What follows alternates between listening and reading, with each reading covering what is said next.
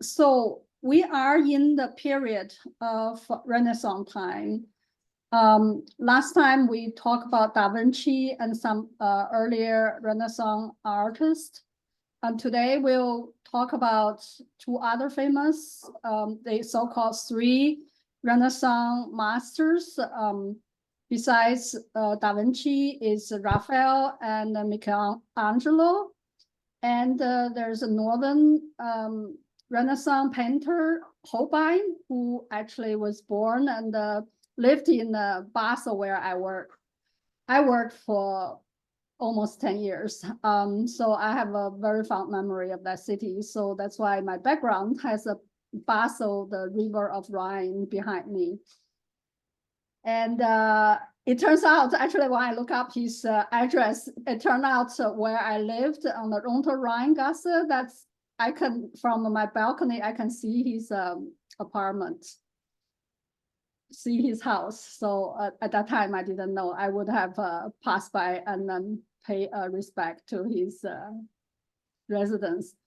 Anyhow, so Professor Allen chose a few very interesting paintings. I'm really looking forward to hear about his lecture on these great paintings. Alan, please.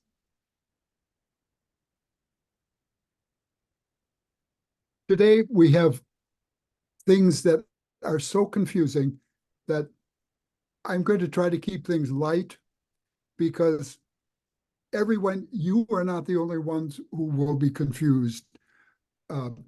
Everyone else is as well.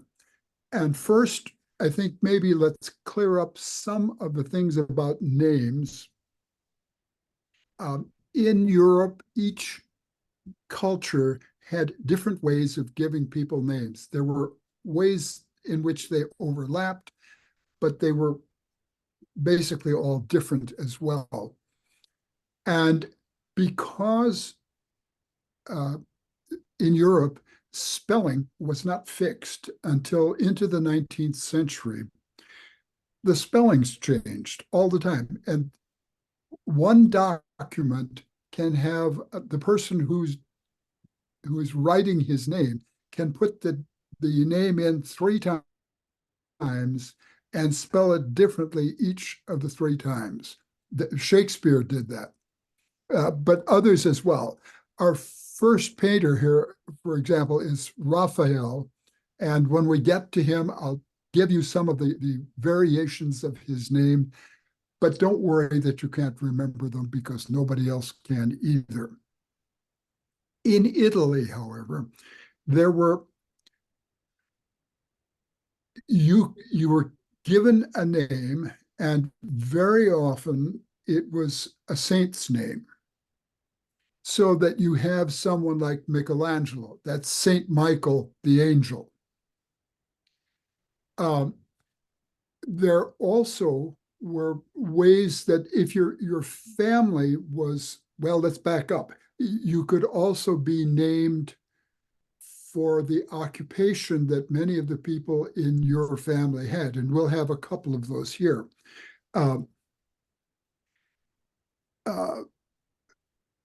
Well, we'll hold off on that. Leonardo da Vinci is another one. Everyone in his hometown of Vinci was da Vinci. It just meant from Vinci. So he was not necessarily related to everyone. In fact, he wasn't. In his case, his father was an accountant, basically. And as an accountant, he traveled around, and he came to this town of Vinci and had an affair with Leonardo's mother. And it would have been possible for him to acknowledge Leonardo as his son. But the downside of that for us would have been that Leonardo then would have had to become an accountant. We would not have had any of the wonderful paintings that he did. He was so he took the name just from the town from which he came. On others, you're familiar with the Medici family, the bankers in Florence. Medici are doctors, physicians, despite the fact that none of the ones we remember had anything to do with health professions. They still carried the name. In fact, there are people who are still part of that family who are known as the Medici, of the doctor family. Okay, the first one that we have is Raphael, and we're going to be talking about the Sistine Madonna. Raphael, or Raffaello, and that you could spell that either with F's or with a PH. He was Raffaello Sanzio da Urbino. Urbino is a town in the area. He was born in 1483 and died in 1520 in Rome. He was a painter, an architect, and a contemporary of Michelangelo and Leonardo. In fact, the three of them were rivals. They were rivals, but they were also friends to a degree. In fact, when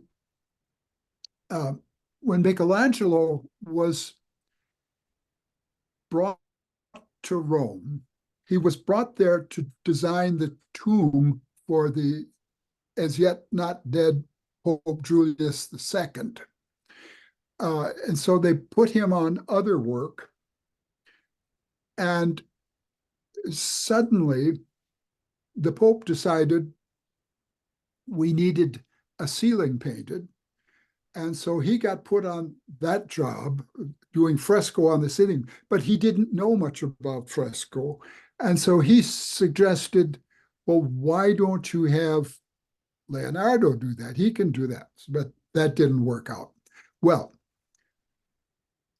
while Michelangelo was working on the Sistine Chapel, on the other side of a wall was the Pope's apartment. And Raphael was doing paintings in there. And at home, we have a disagreement.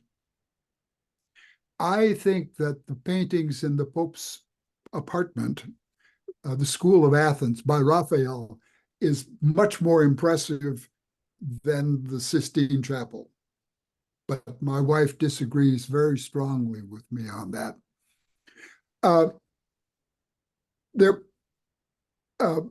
His School of Athens comes about because the Medici family in Florence was building a library, and they were bringing back the works of the Greek and Roman writers, particularly the Greek writers.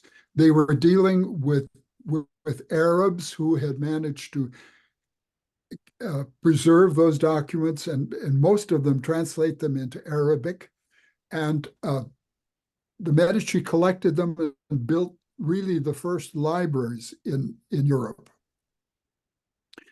And the School of Athens was a way of promoting that kind of philosophy from Plato and Aristotle. And so we have paintings of people, frescoes actually, of people who are, they look like they may be saints or something in a church, but they really weren't. They were these philosophers. But they crossed paths all the time, and they would talk and not let each other exactly know what was going on. This was secular knowledge that was being promoted. And this was generally considered probably Raphael's greatest painting. Raphael was born in Urbino, as I said, And that was a real center of culture and art. And he learned a lot before he even reached Florence or Rome. He did his apprentice work as a painter in Perugia. Perugia is the place that today most of us associate with that little hazelnut chocolate candy called baci, kisses. They're very good. He learned a lot from Leonardo and Michelangelo, particularly in the way he organized the characters in his paintings. That was one of Leonardo's real strong points. If you look at the Last Supper in Milan, you see how all of the characters are in groups. So it's much easier to follow with your eye. But he also learned the technique of chiaroscuro, the shading of light and dark that helps you get a sense of three dimensions. Now, his Sistine Madonna. What do we say about that? The most famous part about this is not the Madonna who's in the center. It's those two little angels on the bottom. Mm-hmm. They are reprinted constantly on greeting cards and candy boxes, and everyone recognizes those two little angels, but they may not recognize the person. The other thing to notice, especially here, the lower left-hand corner, you can just see a little bit. That is the Pope's tiara, sort of a crown. Mm. The Madonna in the center is in that contrapposto pose. Most of her weight is on her right foot, and it's hard to see. But if you look at where her waist must be, it's on an angle. She's holding baby Jesus like that, so it's a little bit hard to tell. But it's standard contrapposto position. Now, when you hear Sistine Madonna, you think Sistine Chapel like all of the rest of us do, but it's not. This was a chapel that for a convent outside near Piacenza, and it was named for Saint Sisto, San Sisto, and the Sistine Chapel was named for the Pope Sixtus, same name, but he took his name from the same saint. So they are connected, but not directly. I hope that made some kind of sense. The painting has a really interesting history. It was done for this convent church, but later it was sold to the Elector of Saxony.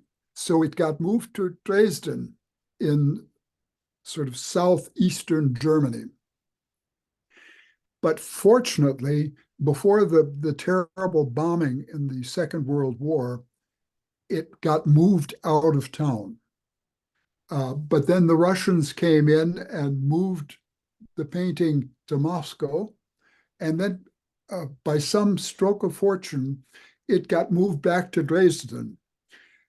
That is very rare. If you go to the museums in Berlin, you see many, many, many things that are copies of the things that they had that are now someplace in Russia. Raphael was considered one of the greatest painters of the High Renaissance, and this is considered one of the greatest works of it, despite the fact that people only remember it for those two little angels on the bottom. And it also features another thing that he got from Leonardo, and that's this pyramid organization. you see the two people on the sides and Mary and Jesus in the center. They form a kind of triangle.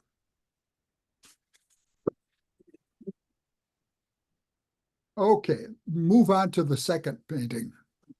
Alan, Yes. these people are modeling from someone he knows or his relatives or the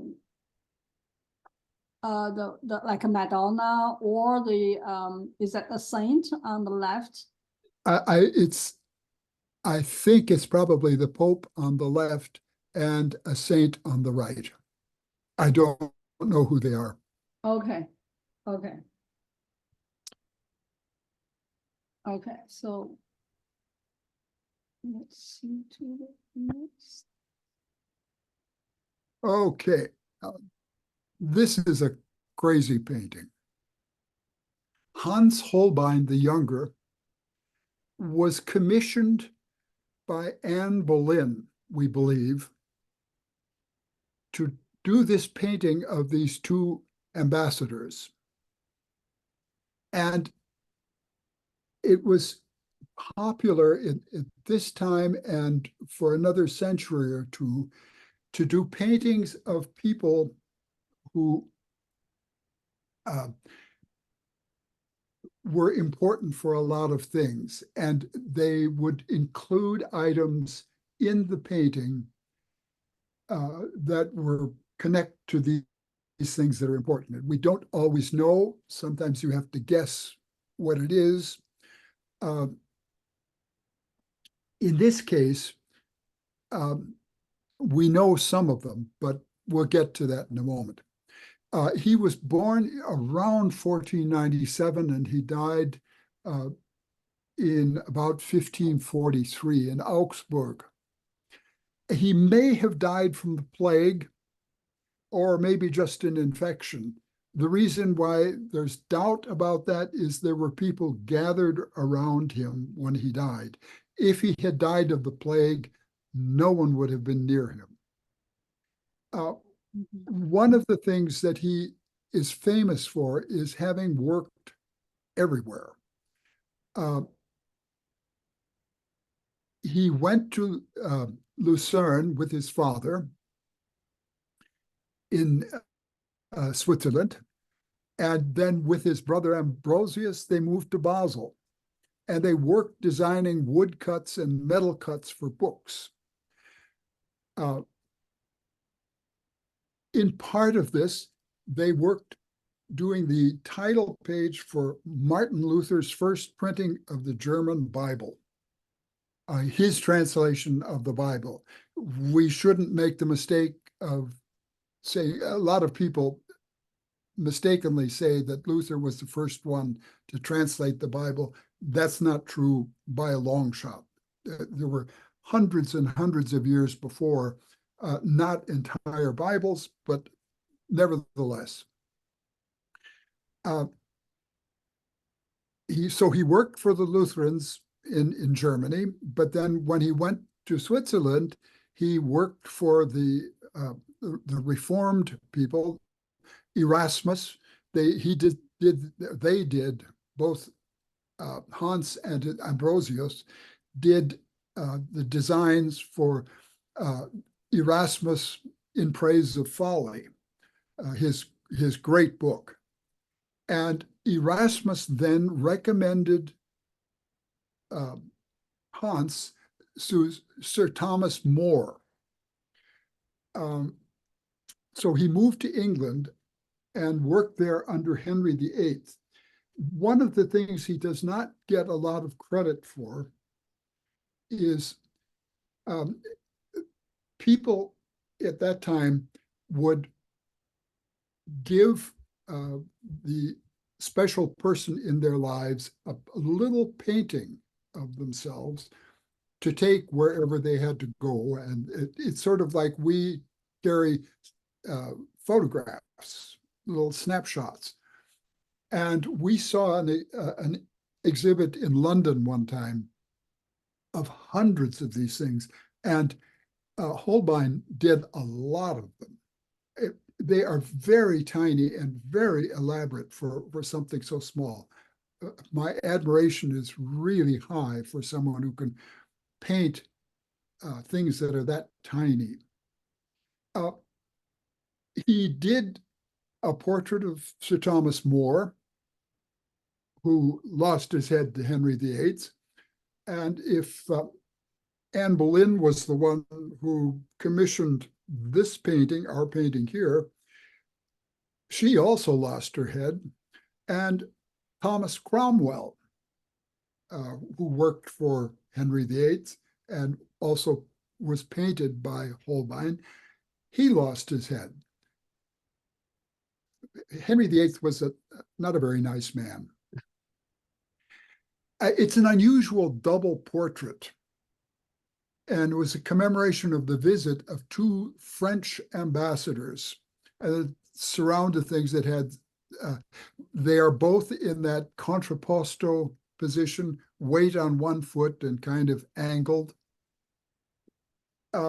This was a style of painting called the Cabinet of Curiosities. Some of the objects refer to the Pope in Rome. There is, if you see in the center, there's a lute. You can't see it here, but there's a broken string on it, and there's one of Luther's religious songbooks down there on the bottom. So if he's trying to say that there was discord there, that's probably the case, but who knows? The other thing we have here that needs to be mentioned is that weird thing at the bottom of the page that runs diagonally that you can't tell what it is. It looks like a smear. This technique is technically called anamorphosis. And I used, since I had the chance now to look this up and try to find out a little bit more about anamorphosis, and I found I was more confused afterward than I was before going in. Anamorphosis, I understand the word completely. Morphosis is making a form. An ana can either be up or again, making a form up. This doesn't make any sense to me, and none of the books I checked said either. One of the things that I read this time, and it gave me no support for the idea, is that it was invented during the Ming Dynasty in China. They may have invented it there, but apparently it was going on elsewhere too, because in another place I read that the cave paintings in Lascaux by the cave people thousands and thousands and thousands of years ago make use of the same thing. In essence, what anamorphosis is distorting an image so that when you look at it the correct way, you can see what it is. But every other angle of it is, well, like we have here, it's a skull, actually. We heard a lecture this last week by a man from Italy, from Florence, and he was talking about sculptures that were done for a church in Florence, and one of them was by Donatello, and he did the same thing. It's called foreshortening, so that if you look at it straight on, it looks weird. It's not completely unrecognizable like this, but if you have it up high in the air and you look at it from the ground, it looks perfectly normal. That is, in essence, is what anamorphosis is. Americans are particularly bad at this, inventing odd words to describe it. I think Americans think it sounds intellectual if you make a Greek word or Latin word to describe something that I would call maybe foreshortening or altering the shape. I don't think it looks or it sounds particularly intellectual. But if you stand to the right, or the left rather, of this painting and look sort of sideways at it, you can see that it's a skull. Now, skulls were a common image in paintings at this time, and they were a reminder that we're all going to die. That was common, but why would you put it in here distorted like this? No one seems to have a really convincing explanation for it. It's just there. I discovered as I looked around on the internet that there was one place that had that side angle, and you can see what it looks like when it's straightened out. And it is a skull. Okay. Any questions about that? So the symbols, there's this music book and the skull, and then their globe. And the globe is very interesting. We can't see it from here, but if you can enlarge it a lot. This was done, I think, was it 1520 something? 1533. So the so-called New World, our part of the world, had only recently been discovered. And that globe shows remarkably accurately, for not really having had a chance to explore. It looks pretty much the way we would look at a globe today. So the bottom one, right? There are two. There's a top one and bottom one. Bottom one has more like. Yes, that's the one that you can see it. I can't see much in the top one. Okay, and then he has, what is it, like a scope, right? In the shape. Yes. Okay. I think that thing around his neck is a badge of office. And I think that what he's holding in his hand is probably a telescope of some kind. Yeah. Okay. And then but I don't know that. He's a French ambassador, right? Yes. Both of them are French ambassadors. Okay. Okay. And then there are other stuff on top. Then there's. Yes. So they just want to because there's like a Dutch painting, so they like to paint this kind. That's why I was mixed up. Like I thought it was Dutch painting, but they like to have all this scopes and sometimes food to represent that period. Yes. What is fashionable and what the society is considered like high society or something. Yes, that's exactly right. Okay. Okay, on to Michelangelo.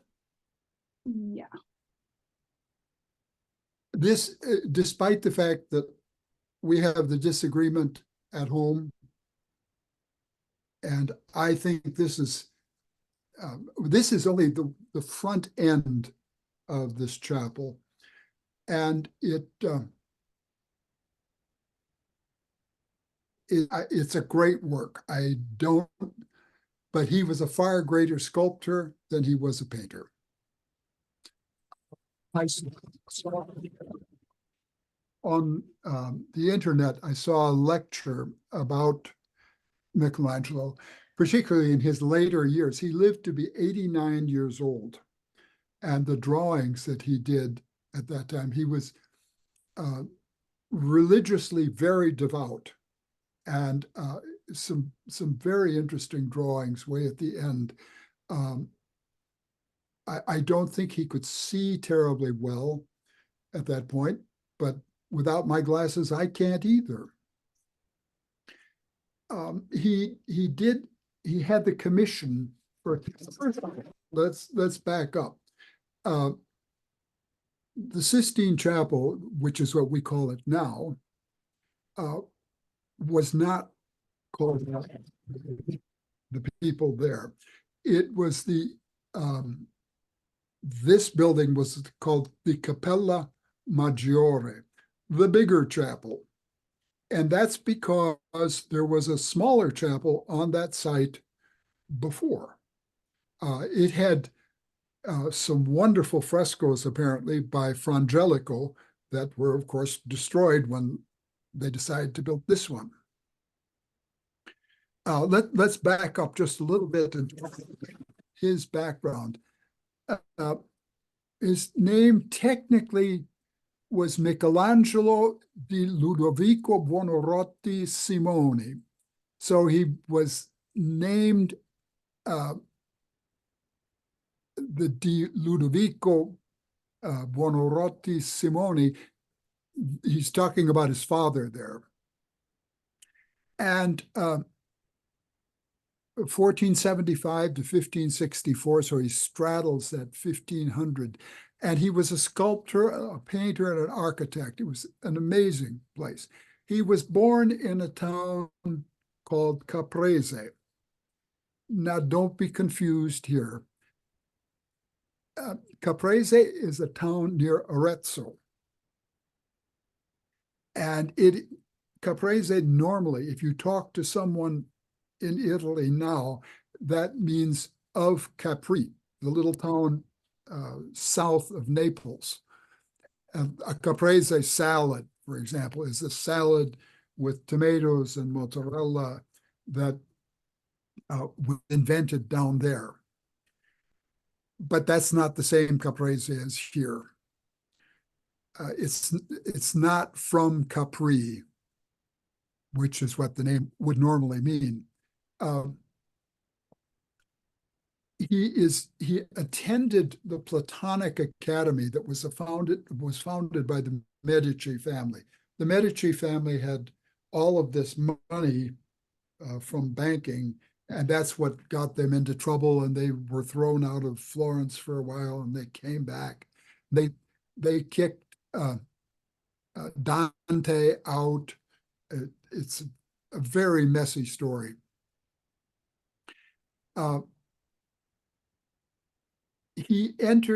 Michelangelo entered the court of the Medici in 1494, but almost immediately he had to leave because of a controversy with a guy by the name of Girolamo Savonarola. This was a religious controversy. Savonarola was a priest who was unhappy with the excesses of the church at the time. And he was certainly right in almost everything he was saying. But like most people who are people like this who want to reform stuff, they always go too far. In fact, Michelangelo was even sympathetic to Savonarola, and as was Botticelli. And that caused, we know Botticelli threw some of his works, his paintings, into a fire. Savonarola had what he called the bonfire of the vanities, things that are vain, that take our minds off of good religious thoughts. And there was a lot of books, many books destroyed, and this caused a great deal of trouble. And my memory is not exactly accurate at this point, but the Pope finally decided enough. And so an arrest warrant was sent out to arrest him. And one of the ultimate ironies is that he was hiding out in a monastery, the monastery San Marco in Florence. Now, this monastery was the home of the Medici Library, and it also has a whole lot, I don't remember exactly how many, frescoes by the painter Frangelico. They are absolutely spectacular. They're wonderful things to see. But he went there to hide. Now, why would he go to a place that was filled with all of the things, the books and paintings he hated? Well, he was caught and then ultimately burned at the stake.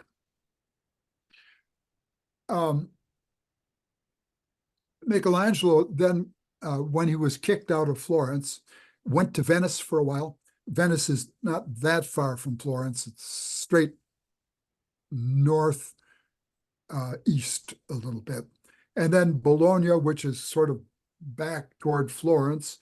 And in Florence, again, he was not able to get any commissions because of Savonarola. He has the distinction of being the first Western artist to have his biography published while he was still alive. Many of the artists of the time did not have biographical descriptions of them until a guy by the name of Vasari wrote a book with descriptions of all of these people.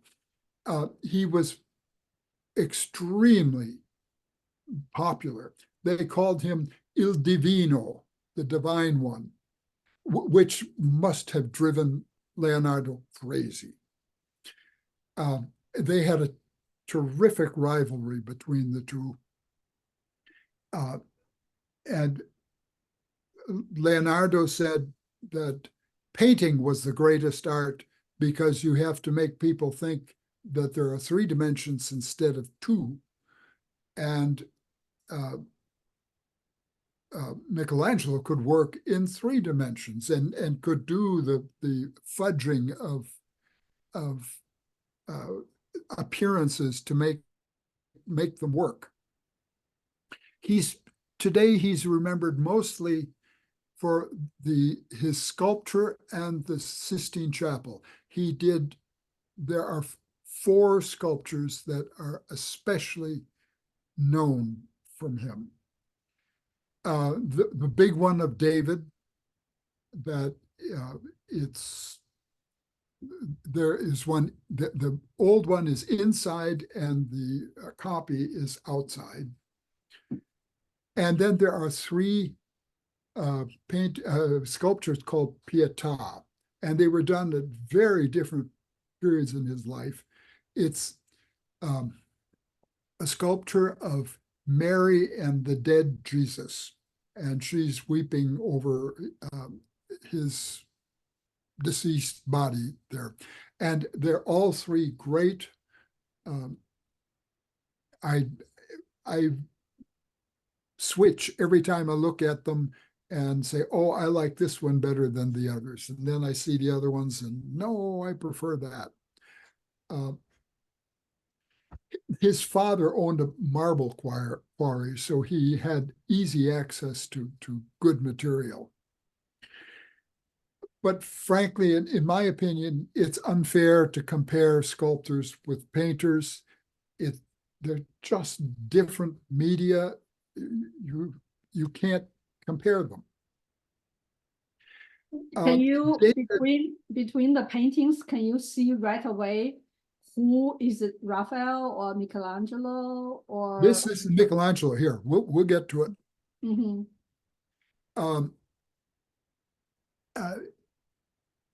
David, that big, it's very, very tall. It's at least 4 times human size.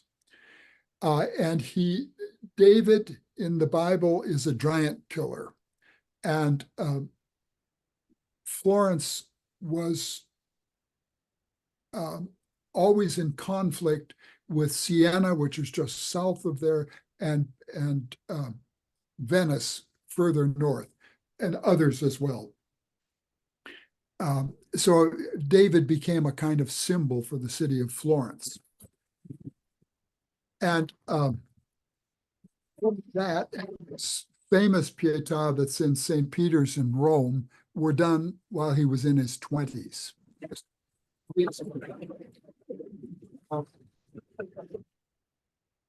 Christ in Judgment, the painting we see in front of us here. This was the last part of the Sistine Chapel that he did. He had done the ceiling 25 years earlier, and then he was commissioned to come back and finish the job. But what he did was to reverse what is usually done.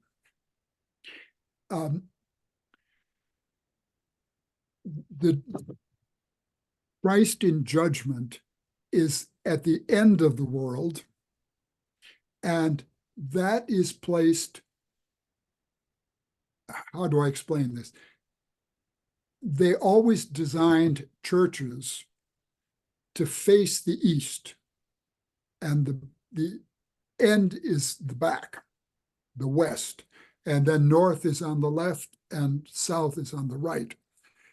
But what Michelangelo did here was to put what should be on the west wall on the east wall. I'm not quite sure why he did that, and I haven't heard anyone else make a good explanation. What he's done is place a very muscular Jesus right in the middle of the whole thing. And there are all kinds of people gathered around him. And he mixes, like a good person who has adopted Greek philosophy, he puts images from Greek mythology in there. If you can see at the bottom on the right, there are 6 candles. And if you look above the 3 on the right, there's a boat, and that is Charon, the boatman who takes, in Greek mythology, takes the dead people to the underworld. Certainly nothing about that in the Bible. And there are all kinds of others on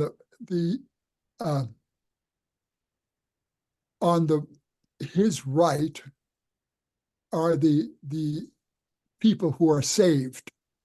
They're looking good and happy, but on Jesus's left, his mother Mary is under his right arm. On the left are the people who are all going to be going to hell, and they look kind of miserable. And I think it's probably true, I don't know quite how to point to it, but Saint Bartholomew, who was killed by being skinned alive,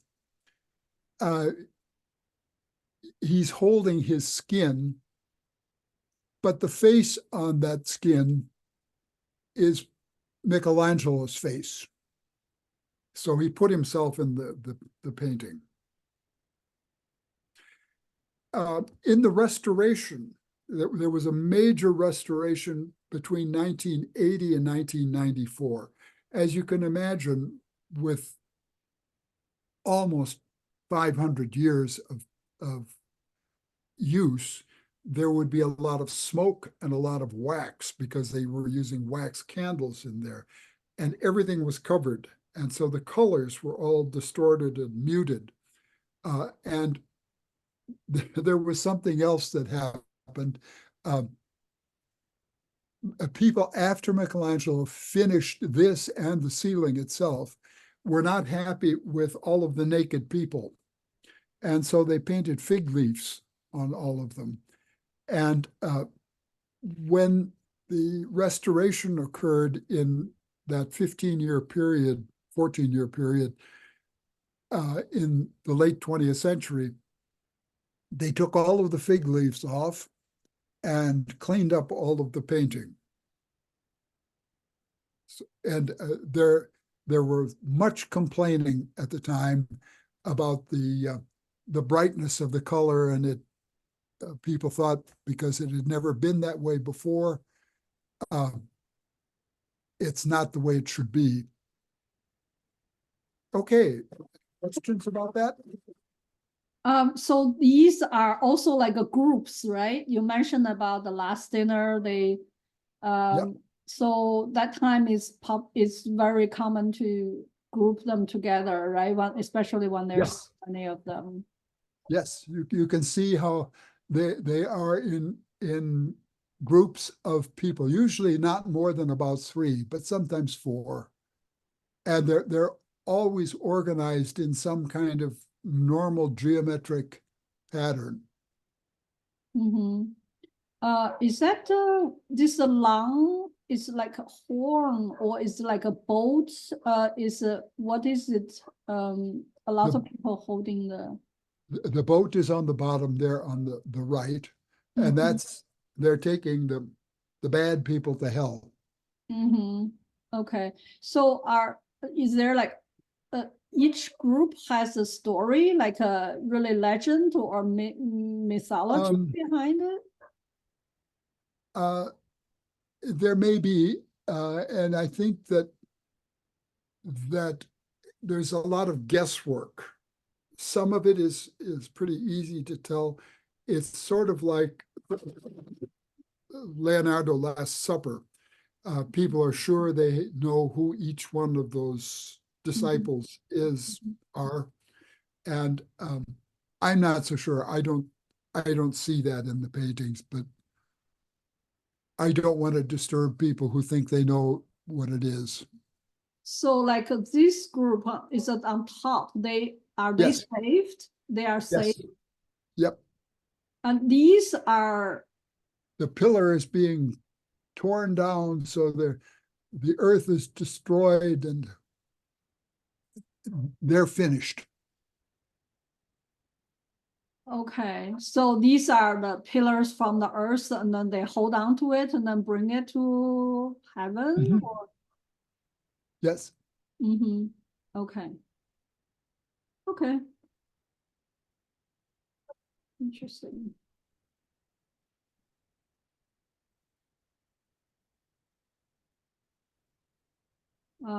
We skip this one, right? Yes. Okay, this is another one.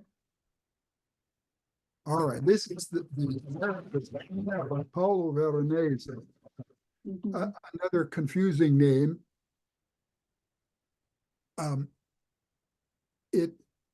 Veronese means he came from Verona.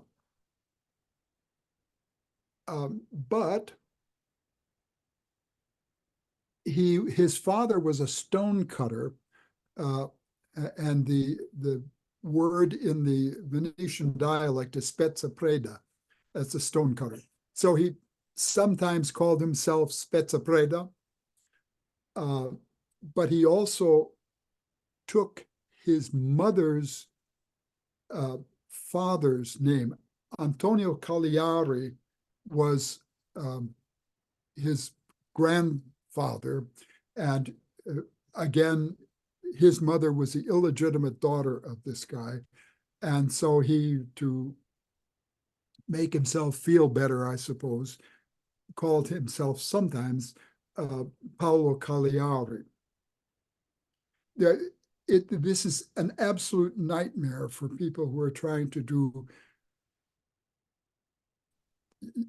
You have to look for sometimes 5, 6, 7 different names. And sometimes there are others that you haven't even discovered yet. And that's not just in painting, it's in all of the arts, and I think in any other field as well. Veronese he was born in Verona. Verona, the famous hometown of Romeo and Juliet, is straight west of Venice. And you can get from Verona to Venice right now in under an hour by train. It's very close. And he spent basically his whole life there. And almost all of his paintings remain in that area. He moved from Verona to Venice and stayed there. His specialty was doing large banquet scenes. Now, I happen to know this one because we heard a lecture a month ago in which this painting was one of those that was studied. It's studied not just because of the Bible story, but the buildings that are in there and also banqueting customs. They look at everything that's on the table and try to guess what that is, and you see the musicians who are playing there. So the woman we heard speak went on at great length about this painting. The story here is this wedding is supposedly the first miracle that Jesus did. He and his mother were invited to a wedding in the town of Cana, and they ran out of wine. People were having a good time, and so Jesus turned a bunch of water into wine, and that's the first miracle. But the interesting thing for me is that if you look at maybe the central little over half, where you see Jesus in the middle in the blue and red, the organization, the disciples, or the guests, they aren't disciples here because he didn't have disciples yet, is all just like Leonardo's Last Supper. Yeah. He has it all organized very much like that. His grouping of people is similar. And one of the things that everyone notices about this is that everyone is seated on the back side of the table. There's nobody sitting on the inside of the table. That would not be a very practical way of organizing a party. And it's so that you can see the faces. We don't know here, but it's easily to be suspected that this painting includes people from Verona that you could recognize. They would be then part of this great. So who has the first Last Supper or this one? Last Supper's in Milan, and that's Leonardo, and this one is Veronese, and this one is in Venice, I believe. Who painted first, the Last Supper or this banquet, the wedding banquet? Who painted this one? Which is earlier? I'm trying to say who copied who. The other one, the Leonardo is. He sort of borrowed from Leonardo. Oh, okay.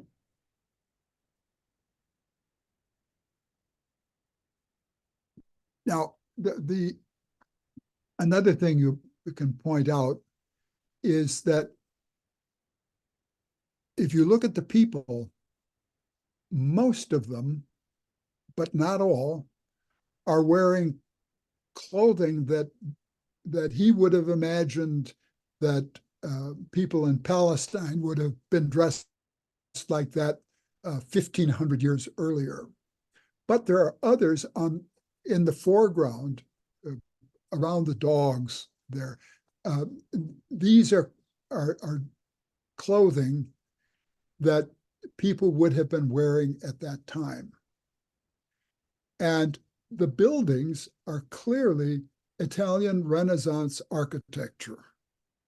So he blends the old time with the new. It doesn't bother us because both of those are so far in the past for us, we don't notice it. So there are quite some Middle East Yes. costume and decorations. But Venice actually was built from that trade with Middle East, right? Yes. So that was a time that they have a lot of exchange between the Italy and the Middle East. That's why I guess it's kind of like fashionable to have some Middle East. Very much so. Right. Yeah. Okay. Right. Next painting. Okay.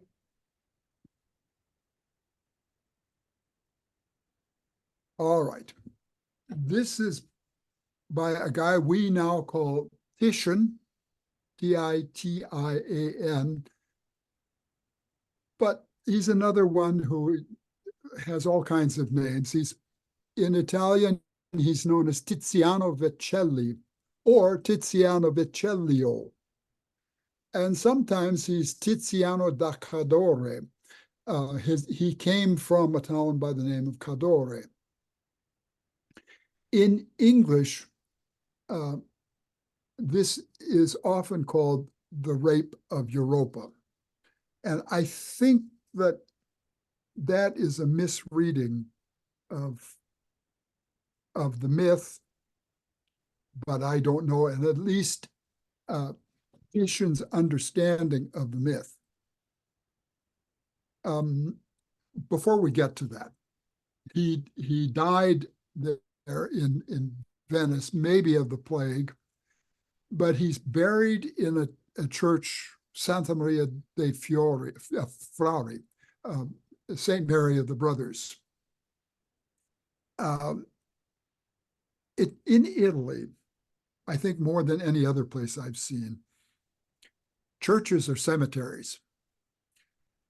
If you have a big reputation, you can get yourself buried in a big church. And he is in an out-of-the-way corner. There are a couple of other people. There is the guy who is considered the first composer of Western opera, Monteverdi, is also buried there. And that's why we always go to that church when we get to Venice, because he's such an important composer. And he's all of the others. There is a huge, unbelievably ugly monument to the sculptor who lived at the end of the 18th and early 19th century, Canova. It's a big pyramid. Canova did some really beautiful work. I'm not as fond of him as I am of Titian or of Monteverdi, but they're all three buried there. And the thing I find interesting is that it's the musician whose his grave in the floor is behind an iron door, bars, but there are always flowers in there. Every time we've been there, someone has thrown flowers. So that makes us happy. It's a beautiful church. The other people, however, there's another famous musician, Gabriele, who's buried in another church there, is really difficult to find his, because it's just a piece of stone in the floor with a little inscription. Titian influenced many, especially Italian painters that followed him. And he painted several scenes from Ovid's Metamorphosis. It's the Metamorphosis is it's one poem technically, but it's, I think, 20,000 lines or something like that. It's really long. And intermediate Latin students always read some of it, but it's worth reading the whole thing. And he has all of these stories of people or things being changed from one thing to another. And this is one of the stories he does. It's probably more accurate to call it the seduction of Europa. The story, if you talk to anthropologists, is what they call a foundation myth. They wanted to establish the culture on the island of Crete in the Mediterranean. And Crete, as you probably have seen, there are all of these frescoes in the buildings that remain of people, acrobats dancing and leaping over bulls. There was a religious bull cult there. And the story is so complicated. Zeus takes the form of a bull, and I think it, don't quote me on this, but I think it's Poseidon, the god of the sea, makes Europa fall in love with this white bull, who is Zeus. And that's in Phoenicia, sort of north of where Israel is right now, probably where Lebanon would be now. And he takes her to Crete. The other part of this that you have to bear in mind all the time, and classic students are reminded constantly, gods do not play by the same rules as humans.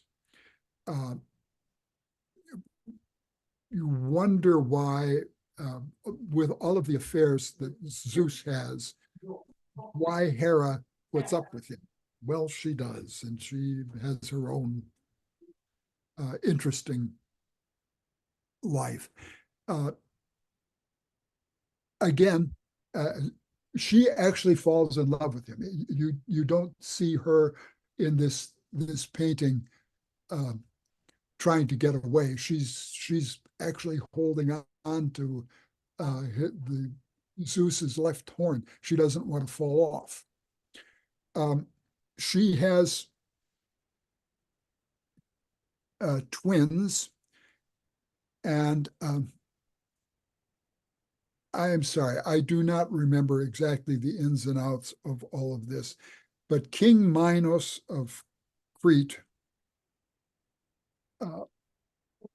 it has a labyrinth in which he puts his Minotaur. That's a combination of Minos and Tor. It's a guy who is half human with the head of a bull.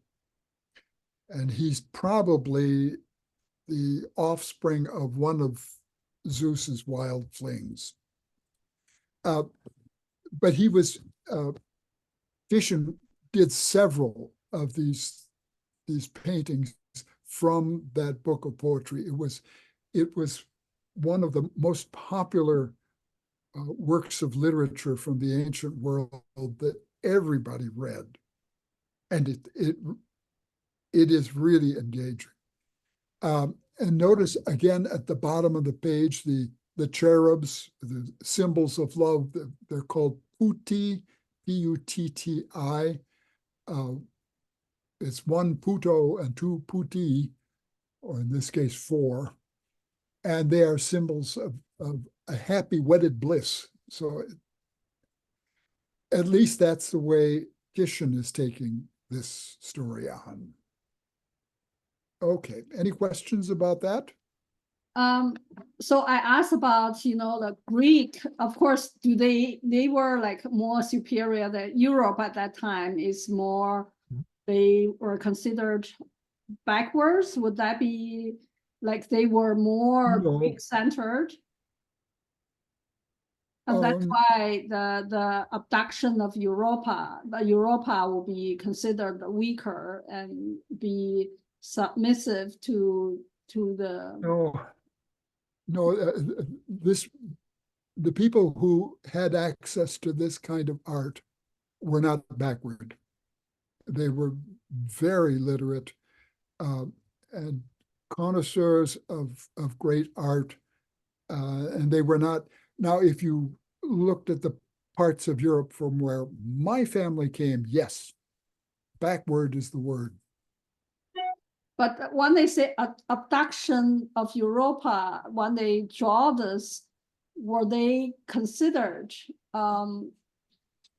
that because that almost feel like abduction of someone, then that one will be more weaker. You can't look at it that way. Okay. Because as I was saying here, Europa, that name, by the way, means broad face. And that doesn't make any sense to me either, but apparently a broad face was something that was considered beautiful in the ancient world, whatever they meant by that. The gods played by different rules, and people could not get by with this, and they didn't read them in that way at all. Mm-hmm. Okay. And the bull, interestingly, in India was also worshipped like very holy. And is that borrowed? The concept is borrowed from, why do they have the similar kind of bull worshipping culture or cult? Well, when I was in grad school, I had a classmate who did his dissertation on the presence of these bull cults and sun cults that go from India through the Middle East and even as far as Greece, because there's a whole section in Homer's Odyssey of Odysseus's men killing the cattle of the sun. And it's all wrapped up in this, and what part of that comes from Sanskrit. I never did read his dissertation, so I don't know where he came out. Mm-hmm. It's something that is very deep in Asian European culture, this worship of bulls. Mm-hmm. It, by the way, continued on. There was the Roman soldiers that came back from fighting in what would now be Iran and Iraq and that area. They brought back a bull cult. Sometime I have a snapshot or two of one of the places where they did their cultic rituals. They would kill a bull as part of their, and somehow they felt that they were gaining the strength of a bull. it's really sort of strange, but we find examples of that. There's a church in Rome called San Clemente. It's just a stone's throw, so to speak, from the Colosseum. And the church is 4 levels, I think 4 or 5 levels. They built always a new one on the top. At the very bottom was one of these bull cults. And then there was a sort of house church, and there were various kinds of Christian churches above that. It's very interesting to see. That's fascinating.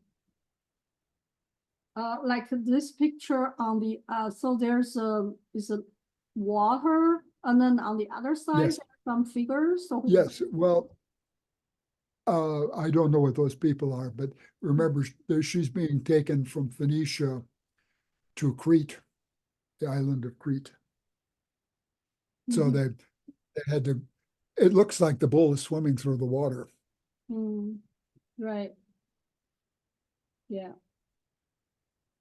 I just, is this the last picture we're going to talk about today?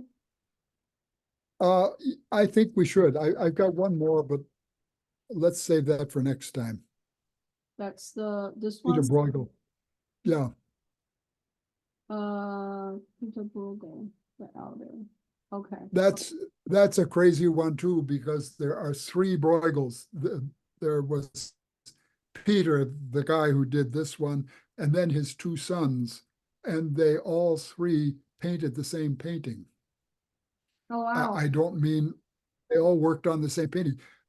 We did not know this, and we were a long time ago visiting several museums in Belgium, and we would come to a Bruegel painting, and we'd say, wait, didn't we just see this painting in Antwerp?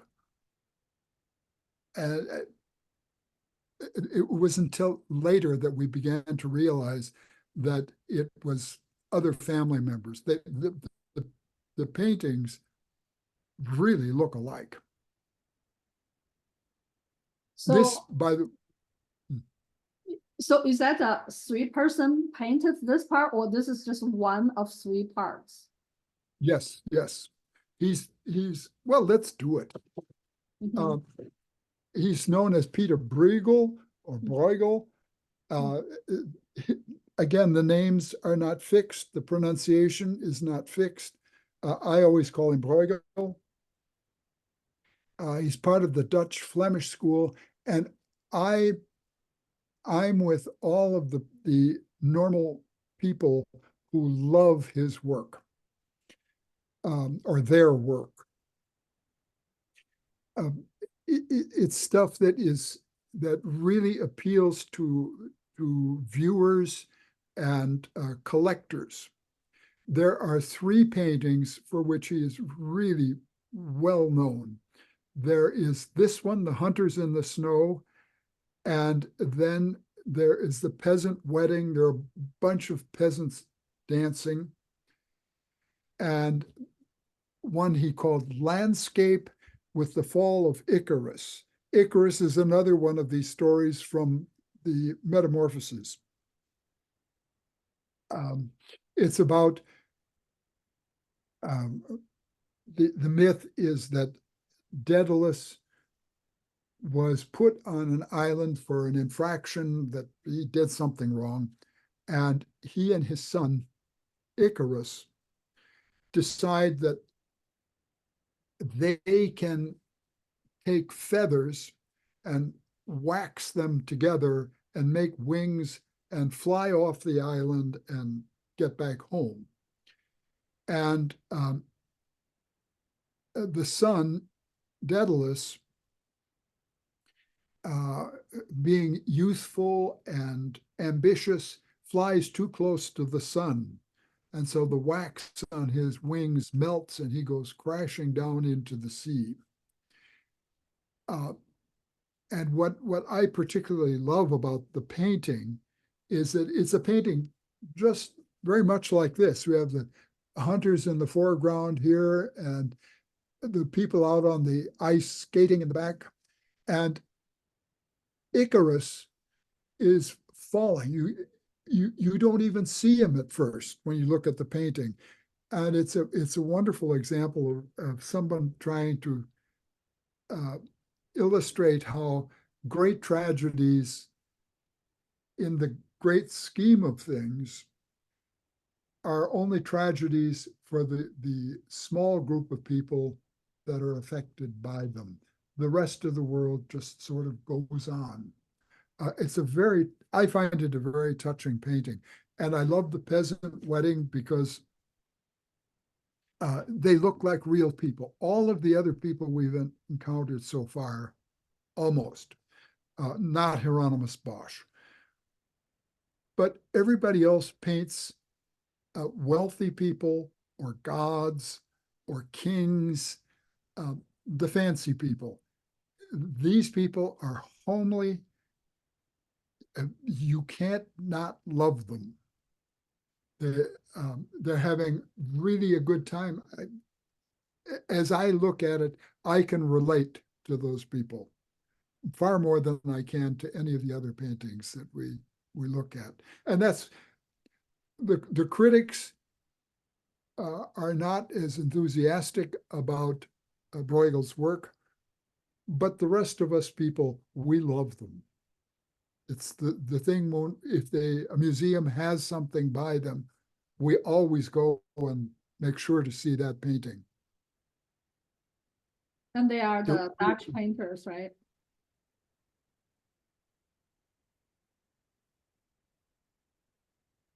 He was a painter who lived in the middle of the 16th century, so around 1550, 1525 to I think 1569.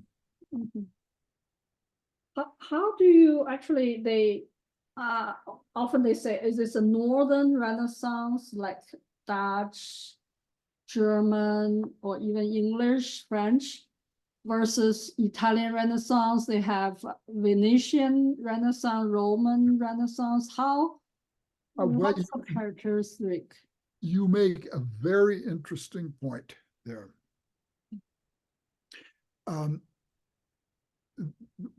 The Renaissance started, the way people normally talk about it, in Florence and then spread out from there.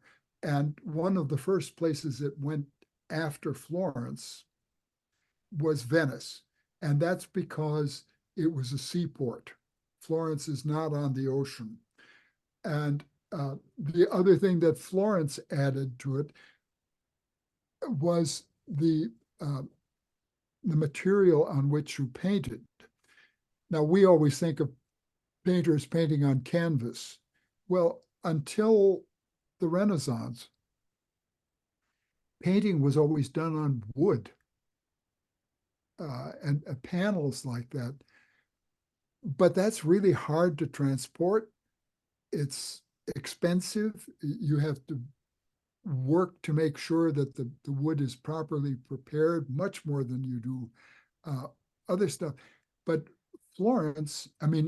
Venice had all of these ships that they were building.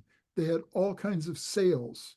The first paintings on canvas were paintings on sailcloth, things that were intended to move a ship from one place to another. And they're much easier to move. Excuse me. Let's see.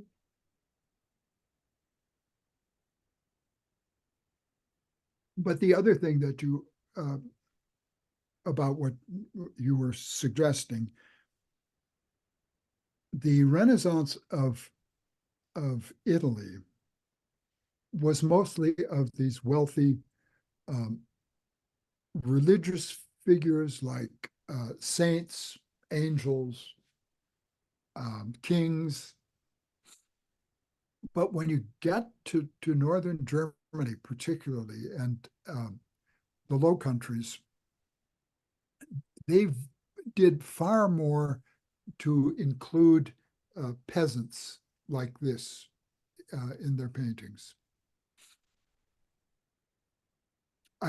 When I look at this, I see people up at Theodore Wirth Park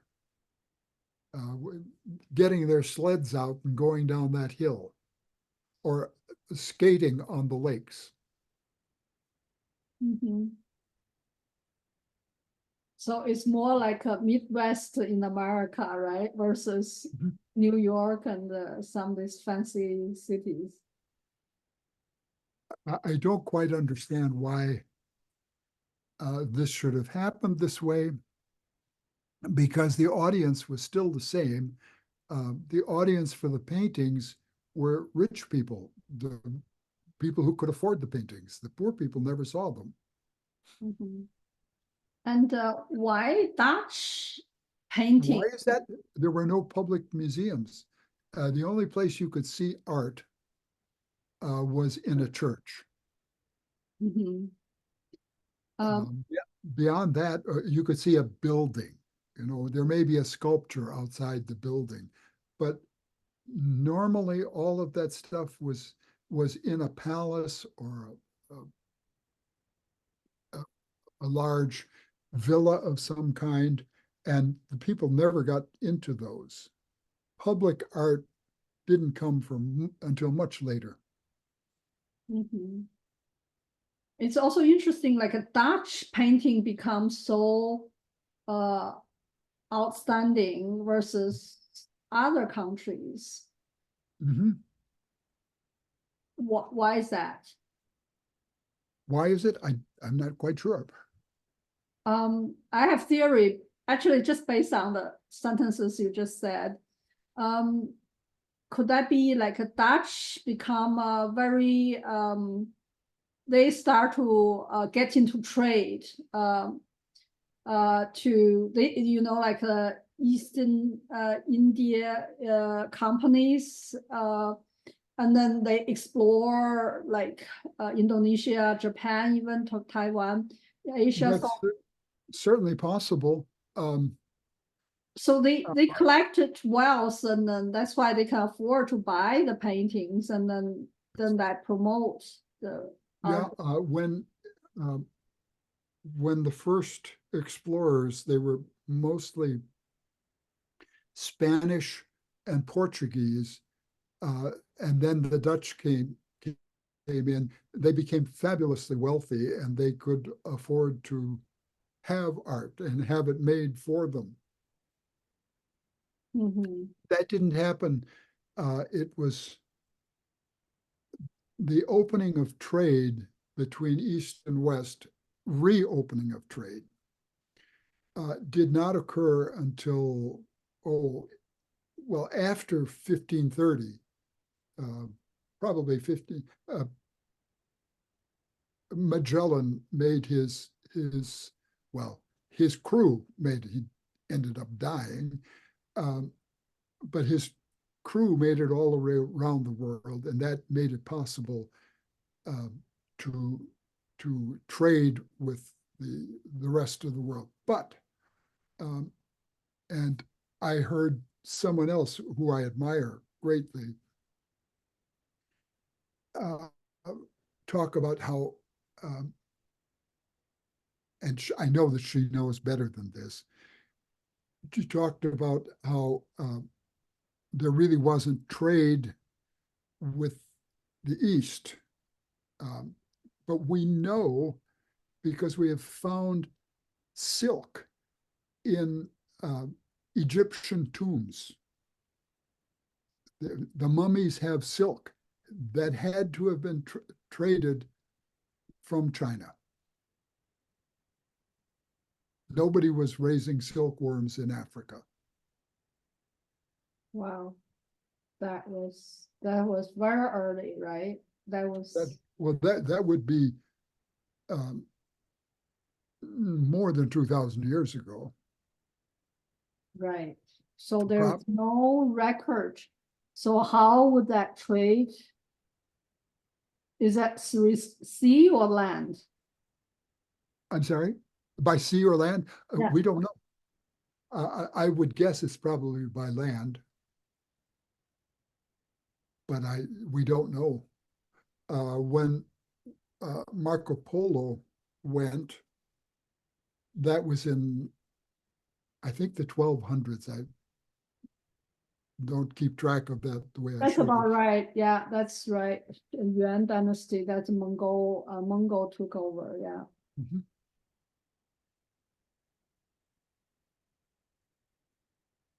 But who knows how much of what he describes is something that he invented. Right. There's a story said he never went to China. He was just made up a story. I think he probably did go. Uh-huh. But I think he was also a good storyteller. A lot of Italians are.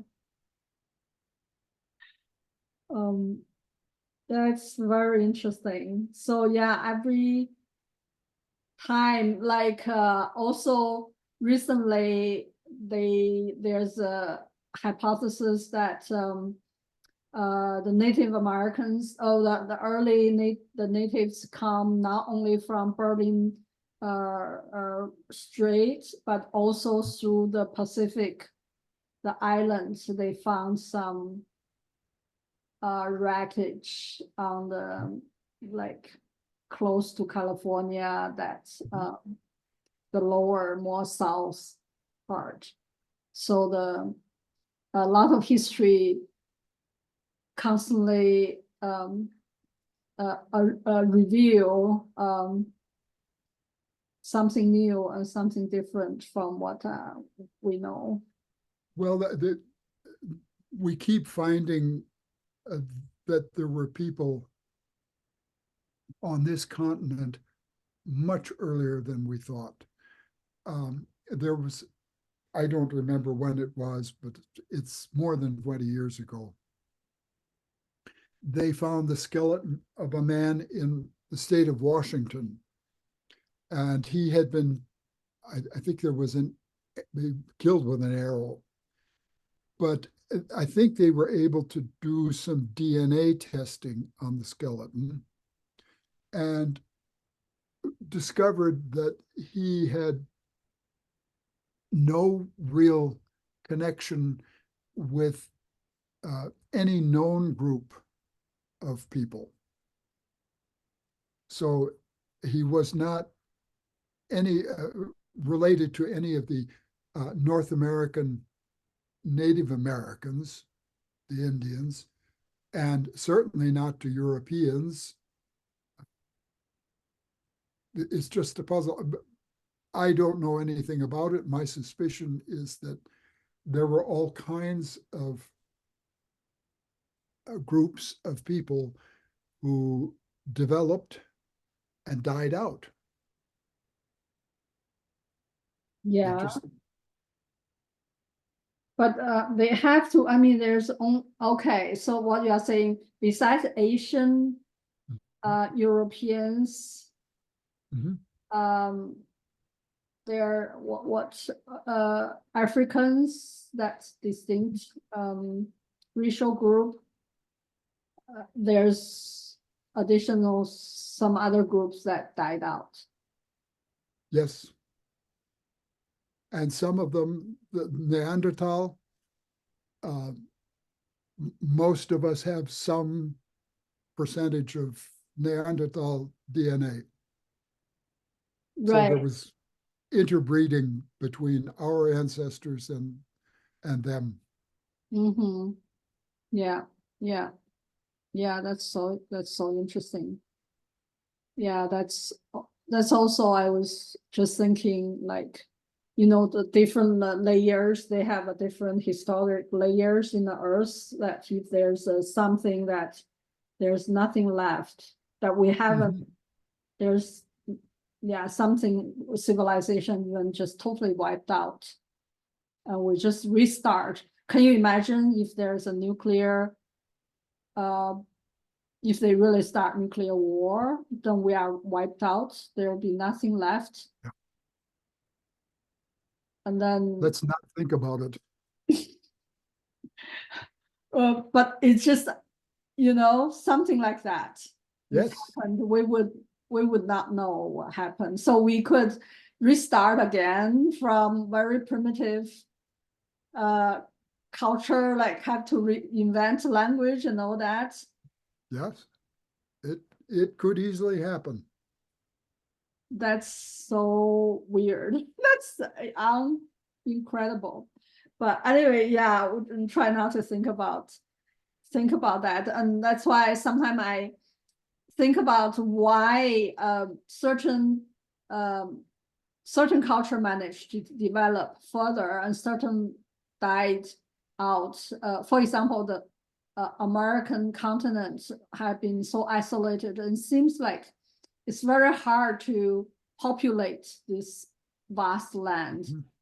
And that's deterred their to enter into agriculture, not mentioning to industrialized society. And that's how like a lot of Native American culture died out, like Maya and some other big empire, the Indian Empire.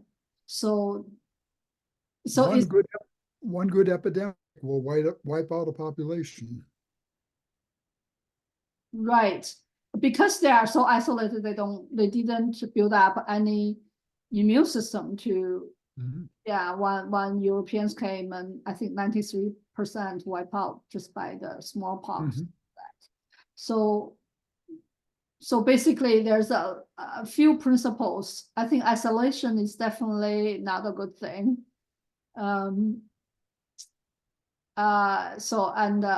In terms of both the medical, in medical sense, and so physiological sense, and also for physical development, like to really have the civilization developed, like Renaissance, the philosophy, and that's what I've been keep trying to think at what point. I mean, that's why I like to look at the pictures. From the pictures, you can sense what people were thinking at that time, what they already know, what they were thinking, and until we can get the traces, not only from the language, some part that you cannot see from the language, but some already reflected in the paintings that really point out the hint. There's a hint, and to point out what's the next stage is coming up, like industry revolution already buried in some of the arts.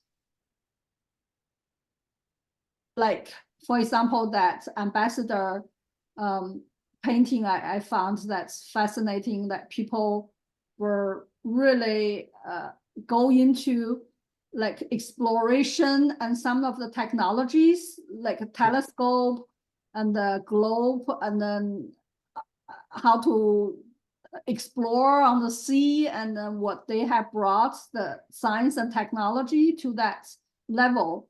And that actually already gave the hint of the industry revolution coming up. And that's I find you also find a lot in the interestingly in English and the Dutch paintings. Some of these seems quite prominent. They are fascinated by sea exploration, which involves a lot of technology development and also the curiosity to explore.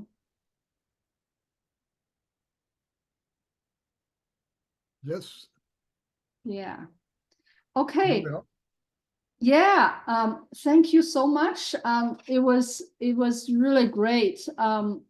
So we I don't know how many more paintings will be Renaissance. I think will be so 1550 is a high Renaissance, right? I haven't looked. Yeah. Okay, I think there's so much to talk about, and Italy is so rich with this art, and then that's really fascinating. But I mean, in the same period, for example, compared to these pictures, these paintings from the Dutch, the Low Countries painting, as you said, they are looking at common people and someone you can relate. It's very different, right? It's very different, Yeah. even though it's the same period. It's very interesting. And it's also might be, you know, like how Protestants come from the north, right? The Germans and the Scandinavians are very much into Protestant movement.